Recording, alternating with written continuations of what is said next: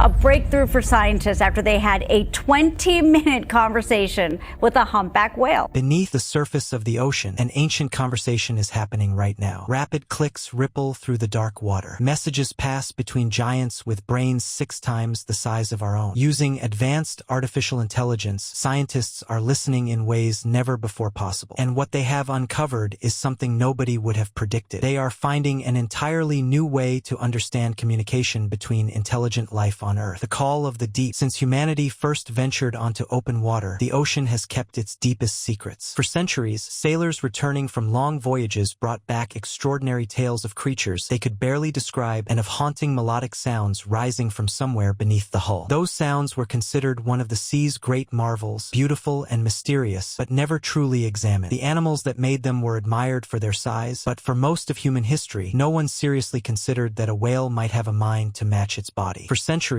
whales were resources, sources of blubber for lamps, bone for corsets, and little else. That perception held until one unexpected discovery changed everything. In the 1970s, the world was caught up in a new wave of environmental awareness. It was during this period of shifting consciousness that a quiet scientific revelation would reframe the way we thought about marine life. A team of researchers studying humpback whales set out to sea with recording equipment, listening carefully to the sounds these animals produced. What they captured was astonishing. The moans and groans were not random noise. They were intricate, layered, and evolving vocalizations that could last several hours and shifted in structure over time. Those recordings were compiled into an album called Songs of the Humpback Whale, produced by biologist Roger Payne and his colleagues. It was the beginning of something enormous. The release caught the public's imagination in a way that pure scientific papers rarely do, and it helped ignite a global conservation movement that pulled humpback whales back from the edge of extinction. The cultural impact was so significant that whale song was included on the Voyager Golden Record in 1977. The Golden Disc launched into space aboard the Voyager spacecraft as a message representing life on Earth to any civilization that might one day find it. Humanity chose whale voices as one of the sounds worth sending to the stars. That choice turned out to be more prophetic than anyone realized at the time. But as scientists went deeper into the field of bioacoustics, the study of sound produced by living creatures, they were left with more questions than answers. Early researchers spent countless hours with basic recording tools listening and analyzing, trying to understand what they were hearing. Were whale songs made in calls, distress signals, a form of social communication? Nobody could say with confidence. For decades, we were limited by the sheer volume of data and the boundaries of human perception. We could hear the sounds. We simply had no way to understand them. That is where a man named Dr. David Gruber arrived with an idea that changed everything. The Dream Team. Dr. David Gruber is an American marine biologist and National Geographic researcher who became convinced that understanding whale communication required a completely different toolkit. He did not look to the ocean for inspiration. He looked to space. Gruber drew on a program called SETI, the Search for Extraterrestrial Intelligence, an initiative built around listening for signals from other civilizations across the cosmos. The concept behind SETI is patient and audacious. If there is intelligent life out there, perhaps it is transmitting, and perhaps we can learn to hear it. Gruber asked a question that reframed the entire field. What if alien intelligence was not out there, but already here? What if it had been here all along, swimming beneath the surface of every ocean on Earth? The creature he had in mind was the sperm whale. The choice was not arbitrary. The sperm whale possesses the largest brain of any animal known to have ever existed on Earth, roughly 8 kilograms, nearly 6 times the mass of a human brain. These animals can live for 60 to 70 years, dive deeper than 2 kilometers into the ocean, and maintain complex social bonds across entire lifetimes. They have been on this planet far longer than our species. Whatever intelligence looks like across evolutionary time, the sperm whale has had a great deal of time to develop it. This idea, radical, almost science fiction in flavor, became the foundation of Project SETI-1, the Cetacean Translation Initiative. The team Gruber assembled was unlike anything the scientific world had seen. Marine biologists, computer scientists, linguists, and roboticists. On the surface, an unlikely combination. But understanding the voices of another species was not a problem that any single discipline could solve alone. It required everyone. At the heart of the project's biological knowledge was Shane Jarrow, a marine biologist who had spent more than a decade studying a single family of sperm whales near the Caribbean island of Dominica through his long-running Dominica Sperm Whale Project. This was not a job for Jarrow, it was a calling. He knew these whales individually. He watched them grow. He had given them names. Sperm whales live in matrilineal societies, tight-knit family groups led by older females, where calves are raised communally and knowledge is passed between generations over decades-long relationships. relationships. Jarrow had documented this social architecture with a depth no researcher had achieved before. That level of intimate long-term field knowledge became the bedrock that everything else was built on. Equally important was what had recently become possible in technology. Natural language processing, the branch of artificial intelligence that allows machines to understand and interpret human language, had advanced dramatically. Before Project SETI, the idea of translating whale communication was essentially a fantasy. The data was there, but the tools to make sense of it were not. Then, around 2019, the team recognized that the technology needed to build an underwater recording studio had finally arrived. A facility that could, for the first time, realistically begin translating the language of sperm whales. The way Gruber describes it, this moment felt like the moonshot moment, the point at which something impossible suddenly becomes within reach. The island of Dominica became the center of the project's world. Its volcanic geography causes the ocean floor to drop dramatically poorly just off the coast, allowing sperm whales to come remarkably close to land, far closer than anywhere else in their range. A stable population of whale families returns to those waters year after year, and it was already the place where Jarrow had spent his career. The conditions were perfect. Project SETI officially launched in 2020, receiving $33 million